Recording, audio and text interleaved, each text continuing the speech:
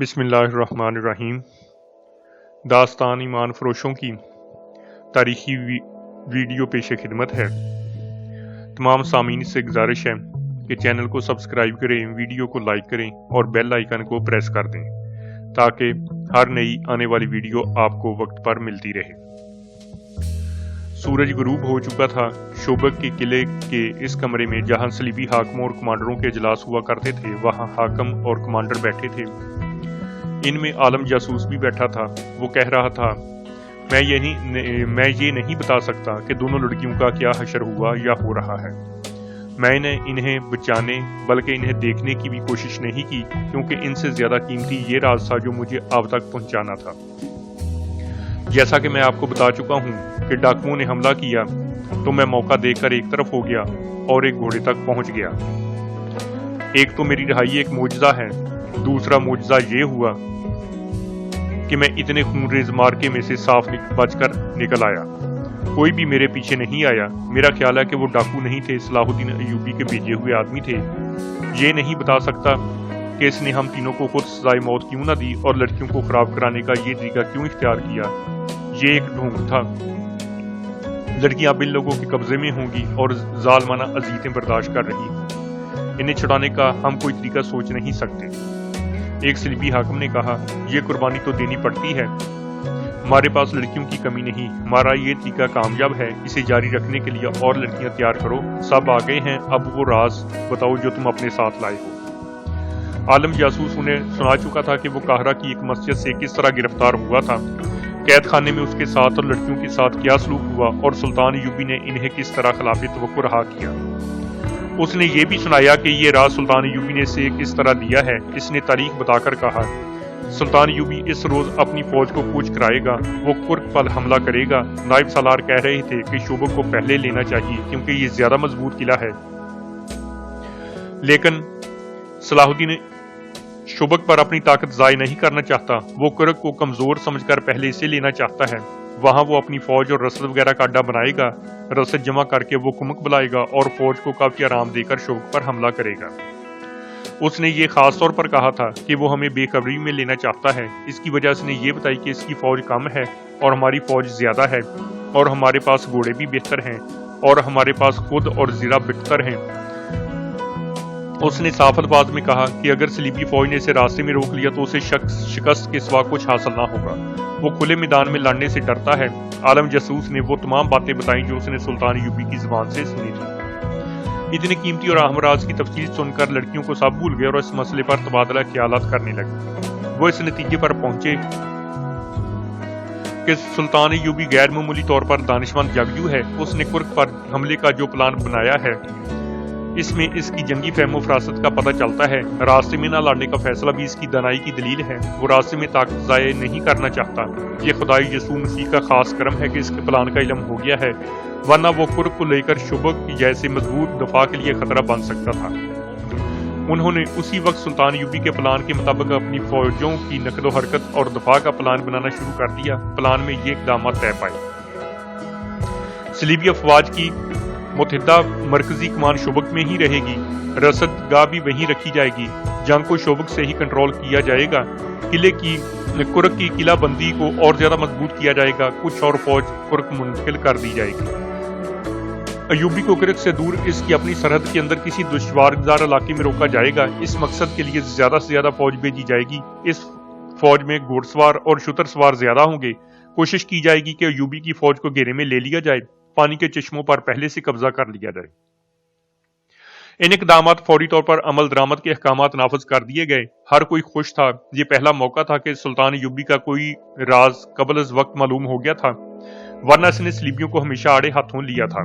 اس پر حیرت کا بھی اظہار کیا گیا کہ سلطان ایوبی جیسے آدمی سے یہ لغزش سرزد ہوئی کہ ان جاسوسوں کو دوسرے کمرے میں بٹھا کر جنہیں وہ رہا کرنے کا فیصلہ کر چکا تھا، ایسی نازک باتیں بلند آواز سے کی جو اسے شکست فاس سے دو چار کر سکتی تھی۔ انہوں نے ایک اہتمام یہ بھی کیا کہ فرانس کی فوج جو وہاں سے بہت دور تھی، یہ پیغام بھیج دیا کہ فلاں دن سے پہلے ایسے مقام پر پہنچ جائے جہاں نور الدین زنگی کی بھیجی ہوئی کمک کو روکا جا سکے۔ اتنے میں ایک سلیبی افسر اندر آیا اور انٹیلیجنس کے سربراہ کے کان میں کچھ کہا۔ اس سربراہ نے سب کو بتایا کہ ان دو میں سے ایک لڑکی جو ڈاکوؤں کے گھیرے میں آ گئی تھی ابھی آئی ہے۔ اطلاع ملی ہے کہ اس کے ساتھ ایک زخمی مسلمان محافظ ہے۔ عالم جاسوس سب سے پہلے کمرے سے نکل گیا، اس کے پیچھے دوسرے لوگ بھی باہر چلے گئے۔ حدید کو لڑکی نے برآمدے میں لٹا دیا تھا اور خود اس کے پاس بیٹھی تھی۔ گھوڑے کی اتنی لمبی سواری اور تیز رفتاری نے حدید کے زخم کھول دیے تھے۔ اس کا خون جو صبح بند ہو گیا تھا پھر بہنے لگا تھا اور اس پر گشی تاری ہوئی جا رہی تھی۔ صلیبی کمانڈروں نے حدید کی طرف کوئی توجہ نہ دی کیونکہ انہیں بتایا گیا تھا کہ ڈاکوؤں کا حملہ ایک ڈھونگ تھا۔ انہوں نے لڑکی کو ہاتھوں ہاتھ لیا اور اسے اندر چلنے کو کہا۔ وہ بڑی قیمتی لڑکی تھی لیکن اس نے اس وقت تک اندر جانے کا ارادہ ملتوی کر دیا جب تک حدید کی مرہم پٹی نہیں ہو جاتی۔ انٹیلیجنس کا سربراہ ہرمن نام کا جرمن تھا۔ اس نے لڑکی کو پرے لے جا کر کہا کہ سانپ کے بچے کی تم مرہم پٹی کرانا چاہتی ہو، یہ تو تمہاری قسمت اچھی تھی کہ بچ کر آ گئی ہو، ورنہ یہ درندے تمہیں ان وحشیوں کے حوالے کرنا چاہتے تھے جو ڈاکو بن کر آئے تھے۔ یہ جھوٹ ہے، لڑکی نے جھنجھلا کر کہا۔ ہمیں پہلے بھی یہی شک تھا لیکن اس شخص نے میرے سارے شکوک رفع کر دیے ہیں۔ اس نے 2 ڈاکوؤں کو ہلاک کر کے مجھے بچایا ہے۔ اس نے ہرمن کو سارا واقعہ سنا دیا اور یہ بھی بتایا کہ یہ شخص اسے بار بار کہتا تھا کہ مجھے یہیں مرنے دو اور تم چلی جاؤ۔ صلیبیوں کے دلوں میں مسلمانوں کے خلاف نفرت اتنی گہری اتری ہوئی تھی کہ اتنے زیادہ افسروں میں سے کسی ایک نے بھی نہیں کہا کہ اس زخمی کی مرہم پٹی کرو۔ عالم جاسوس تک نے اس کی طرف توجہ نہ دی۔ لڑکی ان کے ساتھ اندر نہیں جا رہی تھی۔ آخر کسی نے کہا کہ زخمی کو کمرے میں لے چلو اور فوراً مرہم پٹی کرو۔ اسے اٹھوا کر لے گئے اور لڑکی اپنے افسروں کے ساتھ چلی گئی۔ اسے کہا گیا کہ وہ بیان کرے کہ کس طرح زندہ بچی ہے۔ اس نے پوری تفصیل سے سنا دیا۔ اس دوران اس کے لیے وہیں کھانا اور شراب آ گئی۔ اس نے کہا اگر زخمی کو کھانا کھلایا جا چکا ہے تو میں کھاؤں گی، میں ذرا اسے دیکھ آؤں۔ وہ جانے کے لیے اٹھی۔ ٹھہرو لوزینا، ہرمن نے اسے بڑے روب سے کہا، تم دوسری بار سلیب کی فوج کے احکامات کی خلاف ورزی کر رہی ہو۔ پہلے تمہیں اندر چلنے کو کہا گیا تو تم نے یہ کہہ کر انکار کر دیا کہ پہلے زخمی کو اٹھاؤ۔ اب تم بلا اجازت اور بدتمیزی سے باہر جا رہی ہو۔ یہ سب سلیبی فوج کے اعلیٰ احکام ہیں اور یہاں 2 سلیبی حکمران بھی بیٹھے ہیں۔ جانتی ہو اس حکومت علی اور بدتمیزی کی سزا کیا ہے؟ 10 سال سزائے قید۔ اور جب تم یہ حکومت علی دشمن کے ایک معمولی سے عہدیدار کی خاطر کر رہی ہو تو تمہیں سزائے موت بھی دی جا سکتی ہے۔ کیا صلیبی حکمران اور کمانڈر اس انسان کو اس کا صلہ نہیں دیں گے کہ اس نے ان کی ایک تجربہ کار جاسوسہ کی جان اپنی جان خطرے میں ڈال کر بچائی ہے؟ لڑکی نے کہا، میں جانتی ہوں کہ وہ میرے دشمن کی فوج کا عہدیدار ہے لیکن میں اسے دشمن اس وقت کہوں گی جب وہ اپنی فوج میں واپس چلا جائے گا۔ دشمن ہر حال اور ہر جگہ دشمن ہے، ایک صلیبی کمانڈر نے چلا کر کہا۔ فلسطین میں ہم نے کتنے مسلمانوں کو زندہ رہنے دیا ہے؟ ان کی نسل ہم کیوں ختم کر رہے ہیں؟ اس لیے کہ وہ ہمارے دشمن ہیں، بلکہ اس لیے کہ وہ ہمارے مذہب کے دشمن ہیں۔ دنیا پر صرف صلیب کی حکمرانی ہوگی۔ ایک زخمی مسلمان ہمارے لیے کوئی حیثیت نہیں رکھتا۔ بیٹھ جاؤ۔ لڑکی بیٹھ گئی، اس کے آنکھوں میں آنسو آ گئے۔ اگلی صبح سے شوبک میں ایک نئی سرگرمی شروع ہو گئی۔ یہ فوجی نوعیت کی سرگرمی تھی۔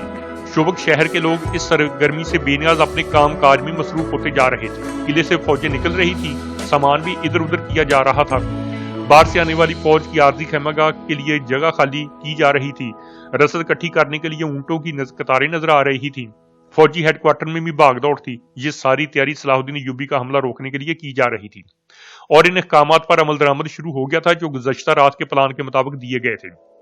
ہر ایک افسر اس افراتفری میں مصروف تھا۔ چند ایک بڑے افسر کرک روانہ ہو گئے تھے۔ صرف ایک لڑکی تھی جو اس سرگرمی اور بھاگ دوڑ سے لا تعلق تھی۔ یہ وہی لڑکی تھی جو زخمی حدید کو لائی تھی۔ اس کے افسر نے اسے لوزینا کے نام سے پکارا تھا۔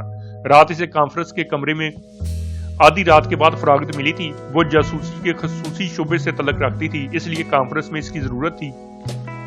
اس سے کہا کہ ان افراد کے متعلق رپورٹیں لینی تھی جن کے پاس وہ جاتی رہی تھی۔ آدھی رات کے بعد نیند اور گھوڑ سواری کی تھکن نے اسے نڈال کر دیا تھا۔ کانفرنس کے بعد ایک افسر نے کہا، اسے ڈاکٹر کے حوالے کر دیا گیا، تمہیں اس کی اتنی زیادہ پریشانی نہیں ہونی چاہیے۔ تمہاری ڈیوٹی ایسی ہے جس میں ایسے جذبات کامیاب نہیں ہونے دیا کرتے۔ اور اس کے اپنے شعبے کے بڑے افسر ہرمن نے اسے کہا تھا، اگر آج رات میں نہ ہوتا تو نارڈ اور گے آف لوزینان جیسے بادشاہ جو کسی کو بخشا نہیں کرتے تمہیں قید میں ڈال دیتے۔ تمہارے محافظ کا انتظام کر دیا گیا ہے اور تمہارے لیے یہ حکم ہے کہ اسے تم نہیں ملو گی۔ کیوں؟ لوزینا نے حیرت اور مایوسی سے پوچھا۔ کیا میں اس کا شکریہ بھی ادا نہ کر سکوں گی؟ نہیں، ہرمن نے کہا، کیونکہ وہ دشمن کا فوجی ہے۔ تم اپنا شعبہ جانتی ہو کیا ہے؟ ہم تمہیں اس سے ملنے کی اجازت نہیں دے سکتے۔ یہ تو تمہارے فن اور فرض کا تقاضا ہے۔ میں یہ بھی دیکھ رہا ہوں کہ اس کے ساتھ تمہاری جذباتی وابستگی ہو گئی ہے۔ تمہیں دشمن کے ساتھ ایسی وابستگی کی اجازت نہیں دی جا سکتی۔ آپ مجھے صرف اتنا سا یقین دلا دیں کہ اس کی مرہم پٹی ہو گئی ہے، لوزینا نے کہا، اور اسے صحیح سلامت واپس بھیج دیا جائے گا۔ لوزینا، ہرمن نے جھنجھلا کر کہا، میں تمہیں یقین دلاتا ہوں کہ تمہاری یہ خواہش پوری کر دی جائے گی، اور سنو، تم بڑے مشکل اور خطرناک مشن سے واپس آئی ہو، اور تمہارا سفر زیادہ خطرناک ہے۔ تمہیں آرام کے لیے 10 دن چھٹی دی جاتی ہے، مکمل آرام کرو۔ یہ باتیں رات کو ہوئی تھی، وہ اپنے کمرے میں چلی گئی تھی۔ جاسوس لڑکیوں کی رہائش ہائی کمان کے مین ہیڈ کوارٹر سے بہت دور تھی۔ اس جیسے اعلیٰ درجے کی جاسوس لڑکیاں نہایت اچھے کمروں میں رہتی تھیں، جہاں انہیں شہزادیوں جیسی سہولتیں اور عیاشی میسر تھی۔ ان کی ڈیوٹی ایسی تھی کہ انہیں مسلمان ملکوں میں بھیجا جاتا تھا، جہاں پکڑے جانے کی صورت میں انہیں ہر قسم کی اذیت اور ذلت میں ڈالا جا سکتا تھا۔ موت یا سزائے موت تو یقینی تھی۔ ایسی ڈیوٹی کا تقاضا تھا کہ ان لڑکیوں کو دنیا کی ہر آسائش مہیا کی جائے۔ لوزینا کمرے میں جاتے ہی سو گئی تھی۔ دوسرے دن اس کا جسم ٹوٹ رہا تھا۔ وہ اٹھنا نہیں چاہتی تھی، لیکن وہ اٹھی اور ناشتہ کر کے باہر نکلی۔ اس کے ساتھ والے کمروں میں لڑکیاں آ گئی۔ وہ اسے قاہرہ کی باتیں سننا چاہتی تھی۔ اس نے بہت ہی مختصر سی باتیں سنا کر انہیں ٹال دیا اور ہسپتال کی طرف چل پڑی۔ وہ تھوڑی ہی دور گئی تھی کہ اس کی ایک ساتھی لڑکی جو اس کے ہمراہ سہیلی تھی پیچھے سے جا ملی اور پوچھا، لوزینا کہاں جا رہی ہو اور تم پریشان ہو؟ یہ تھکن کا اثر ہے یا کوئی خاص واقعہ ہو گیا ہے؟ تمہیں چھٹی نہیں ملی؟ چھٹی مل گئی ہے، اس نے جواب دیا۔ ایک خاص واقعہ ہو گیا ہے جس نے مجھے پریشان کر دیا ہے۔ وہ سہیلی کو ساتھ لیے ایک درخت کے نیچے جا بیٹھی اور اسے تمام واقعہ سنا دیا۔ اسے اپنے افسروں نے جو دھمکیاں دی تھی وہ بھی سنائی اور اس نے کہا، میں حدید سے ملنا چاہتی ہوں۔ مجھے ڈر ہے کہ اس کی مرہم پٹی نہیں ہوئی اور اسے شہر سے نکال دیا گیا ہے یا اسے مرنے کے لیے کسی کوٹڑی میں بند کر دیا گیا ہے۔ تم نے بتایا ہے کہ تمہیں اس سے ملنے سے منع کر دیا گیا ہے۔ سہیلی نے اسے مشورہ دیا، یہ خطرہ مول نہ لو، تم اگر پکڑی گئی تو جانتی ہو کیا سزا کیا ہے۔ اس شخص کے لیے میں سزائے موت بھی قبول کر لوں گی۔ لوزینا نے کہا، میں تمہیں سنا چکی ہوں کہ اس نے میری خاطر اپنی جان خطرے میں ڈالی ہے۔ میری جان کو تو کوئی خطرہ نہ تھا۔ ڈاکو مجھے لے بھی جاتے تو چند دن مجھے خراب کر کے کسی امیر کبیر آدمی کے ہاتھ فروخت کر دیتے۔ حدید میرے اس انجام سے آگاہ تھا۔ اس نے میری عزت کی خاطر اپنی جان کی بازی لگا دی تھی۔ ڈاکوؤں نے کہا بھی تھا کہ لڑکیاں ہمیں دے دو اور چلے جاؤ۔ وہ یہ بھی جانتا تھا کہ میں پاک باز لڑکی نہیں، مگر اس نے مجھے امانت سمجھا۔ تم اس کے لیے جذباتی ہو گئی ہو۔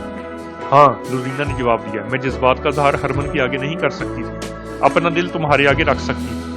تم میری سہیلی ہو اور عورت کا دل رکھتی ہو۔ ہماری زندگی کیا ہے؟ ہم ایک خوبصورت خنجر اور میٹھا زہر ہیں۔ ہمارا جسم مرد کی تفریح اور فریب کے لیے استعمال ہوتا ہے۔ میں نے یہ باتیں پہلے کبھی نہیں سوچی تھی۔ اپنے وجود کو جذبات سے خالی سمجھا تھا، مگر اس آدمی کے جسم کو میں نے اپنے جسم کے ساتھ لگایا تو میرے وجود میں وہ سارے جذبات پیدا ہو گئے جو میں سمجھتی تھی کہ مجھ میں نہیں ہے۔ میں ایک ہی بار ماں، بہن، بیٹی اور کسی کو چاہنے والی لڑکی بن گئی۔ یہ شاید اس کا اثر تھا کہ اپنے آپ کو میں بادشاہوں کے دلوں پر حکمرانی کرنے والی شہزادی سمجھتی تھی۔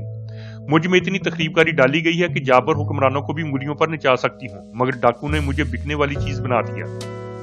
مجھے اس سطح پر لے آئی جہاں مجھ جیسی لڑکیاں ہر رات نئے گاہک کے ہاتھ فروخت ہوتی ہیں، یا کسی مسلمان امیر یا حاکم کے ہاتھ فروخت ہو کر اس کے حرم کی لونڈیاں بن جاتی ہیں۔ اس آدمی نے جس کا نام حدید ہے مجھے اس سطح سے اوپر اٹھا لیا۔ اس سے پہلے میں اس کی قیدی تھی۔ اس نے مجھے اس قابل نہیں سمجھا کہ مجھے تفریح کا ذریعہ بناتا۔ وہ ایسا کر سکتا تھا۔ اس نے مجھے نظر انداز کیا۔ پھر اس نے جب میری عزت بچانے کے لیے اپنا جسم کٹوا لیا تو میں نے بے قابو ہو کر اسے اپنے سینے سے لگا لیا اور اس سطح کی لڑکی بن گئی جس سے مجھے گرا دیا گیا ہے۔ مجھے صلاح الدین ایوبی کی بات یاد آئی۔ اس نے مجھے کہا تھا کہ تم کسی باعزت آدمی کے ساتھ شادی کیوں نہیں کر لیتی؟ میں نے دل میں کہا تھا کہ یہ مسلمان احمق ہے۔ میں محسوس کر رہی ہوں کہ ہمارے دشمن نے کتنی عظیم بات کہی تھی۔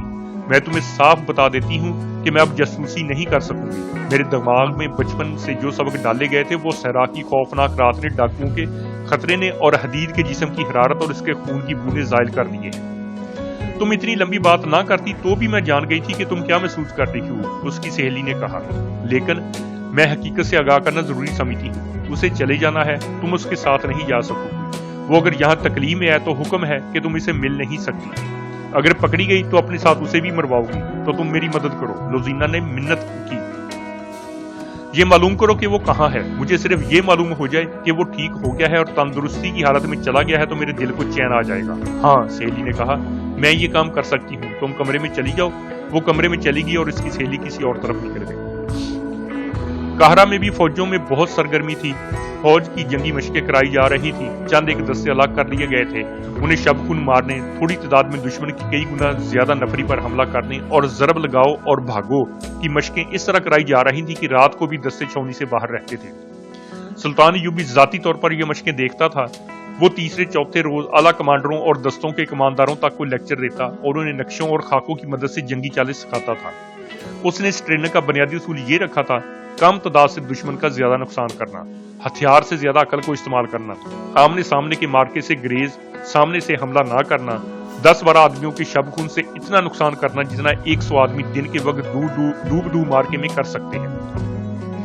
اس کے علاوہ وہ اس دشمن کے کسی قلعے یا شہر کو لمبے محاصرے میں رکھنے کے طریقے بتاتا اور قلعوں کی دیواروں میں نقب لگانے کے سبق دیتا تھا. اس نے تمام اونٹوں، گھوڑوں اور خچروں کا معائنہ کر لیا تھا. کمزور یا عمر خوردہ جانوروں کو اس نے الگ کر دیا تھا. حملے کی تاریخ طے ہو چکی تھی. سلطان ایوبی نے فلسطین کی فتح کا جو منصوبہ بنایا تھا، اس کے پہلے مرحلے میں کامیابی سے داخل ہونے کی تیاری زور و شور سے کر رہا تھا. ادھر اسے راستے میں ہی روکنے کے اہتمام ہو رہے تھے. دونوں فوجوں کی تیاریاں ایسی تھی جیسے ایک دوسرے کو ہمیشہ کے لیے ختم کر دیں گے. صلیبیوں کی تیاری کا دائرہ شوبک سے کرک تک اور مصر کی سرحدوں تک تھا. وہ اس وسیع دائرے کو سلطان ایوبی کے لیے ایسا پھندا بنا رہے تھے جس میں سے اس کے لیے ساری عمر نکلنے کا کوئی امکان نظر نہ آتا تھا. ان کی تیاریاں سلطان ایوبی کے اس منصوبے کی روشنی میں ہو رہی تھی جو ان تک قبل از وقت پہنچ گیا تھا. ان وسیع تیاریوں کے اندر شوبک میں ایک سرگرمی اور بھی تھی جس کا تعلق جنگ سے نہیں، جذبات سے تھا، اور یہ ایک خفیہ سرگرمی تھی. لوزینہ اپنے کمرے میں پڑی حدید کے لیے بے قرار ہو رہی تھی اور اس کی سہیلی 2 روز سے حدید کو ڈھونڈ رہی تھی.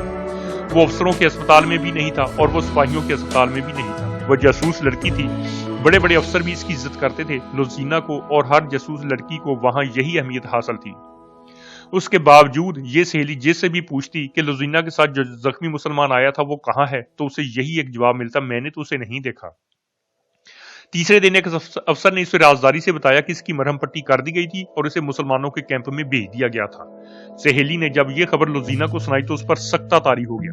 مسلمانوں کا کیمپ ایک خوفناک جگہ تھی. اس میں پہلی جنگوں کے مسلمان قیدی بھی تھے اور وہ مسلمان بھی جنہیں کسی جرم کے بغیر صلیبیوں نے اپنے مقبوضہ علاقے سے پکڑا تھا. یہ مسلمان زیادہ تر ان قافلوں میں سے پکڑے جاتے تھے جنہیں صلیبی لوٹتے تھے. یہ کیمپ قید خانہ نہیں تھا، یہ جنگی قیدی کیمپ تھا. یہ ایک بیگار کیمپ تھا جس پر کوئی ایسا کڑا پہرا نہ تھا جیسا قید خانوں میں ہوتا ہے. ان بدنصیب قیدیوں کا کوئی باقاعدہ ریکارڈ بھی نہ تھا. یہ لوگ مویشی بنا دیے گئے تھے. جہاں ضرورت ہوتی ان میں سے بہت سے آدمی ہانک کر لے جائے جاتے اور ان سے کام لیا جاتا تھا. انہیں خوراک صرف اتنی سی دی جاتی تھی جس سے وہ زندہ رہ سکتے تھے.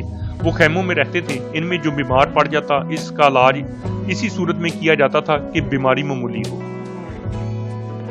اگر بیماری فوراً زور پکڑ لے تو اسے زہر دے کر مار دیا جاتا تھا. یہ بدنصیب مسلمانوں کا ایک گروہ تھا جو صرف اس جرم کی سزا بھگت رہے تھے کہ وہ مسلمان ہیں. سلطان ایوبی کو اس کے جاسوسوں نے اس بگار کیمپ کے متعلق خبریں دے رکھی تھی. حدید کو بھی اس کیمپ میں بھیج دیا گیا تھا. لوزینہ کے لیے حکم تھا کہ اسے نہ ملے. ہرمن کو شک ہو گیا تھا کہ ایک جذباتی وابستگی ہے، لیکن لوزینہ نے اس حکم کو قبول نہیں کیا تھا. اس نے جب سنا کہ حدید مسلمانوں کو کیمپ میں ہے تو اس نے سہیلی سے کہا کہ وہ اسے آزاد کرائے گی. سہیلی نے اس کی جذباتی حالت دیکھ کر مدد کا وعدہ کیا اور دونوں نے پلان بنا لیا. وہ اسی شہر میں گئی اور ایک پرائیویٹ ڈاکٹر سے ملی. اسے کہا کہ وہ ایک زخمی کو لا رہی ہیں جس کا علاج اسے اس شرط پر کرنا پڑے گا کہ اس کے متعلق کسی کو کچھ نہ بتائے. ڈاکٹر نے اس رازداری کی وجہ پوچھی تو لوزینہ نے کہا وہ ایک غریب سا مسلمان ہے جس نے میرے خاندان کی بہت خدمت کی ہے. وہ کہیں لڑائی جھگڑے میں زخمی ہو گیا ہے. اس کے پلے کچھ بھی نہیں، اس لیے کوئی ڈاکٹر اس کا علاج نہیں کرتا. کیونکہ یہاں تمام ڈاکٹر عیسائی ہیں اس لیے وہ کسی مسلمان کا علاج بلا اجرت نہیں کرتے. رازداری کی دوسری وجہ یہ ہے کہ اگر شہر کے منتظم تک یہ خبر پہنچ گئی کہ مسلمانوں میں لڑائی جھگڑا ہوا ہے تو وہ اسی کو بہانہ بنا کر انہیں مسلمانوں کے کیمپ میں بھیج دے گا. انہیں تو بہانہ چاہیے. میں اس آدمی کو اس خدمت اور اثار کا صلہ دینا چاہتی ہوں جس نے میرے خاندان کے لیے کیا ہے. میں اسے رات کے وقت لاؤں گی. آپ کتنی اجرت لیں گے؟ میں رازداری کی بھی اجرت دوں گی. اس دوران ڈاکٹر نے اسے سر سے پاؤں تک دیکھا. لوزینہ نے اسے یہ نہیں بتایا تھا کہ وہ کون ہے. یہی بتایا تھا کہ وہ ایک معزز گھرانے کی لڑکی ہے. لڑکی کا غیر معمولی حسن دیکھ کر ڈاکٹر جو اجرت لینا چاہتا تھا اسے وہ زبان پر نہیں لا رہا تھا. لوزینہ اس میدان میں اور اس فن کی ماہر تھی. وہ مردوں کی نظریں پہچانتی تھی. اس نے اپنے فن کو استعمال کیا تو ڈاکٹر موم ہو گیا.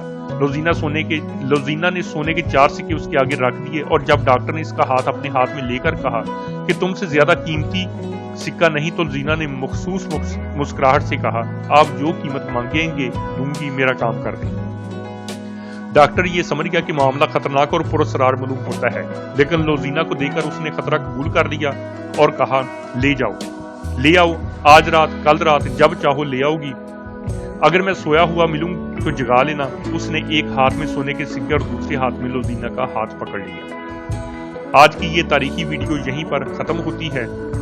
इंशाअल्लाह नई वीडियो के साथ जल्द दोबारा हाजिर होंगे। अल्लाह हाफिज।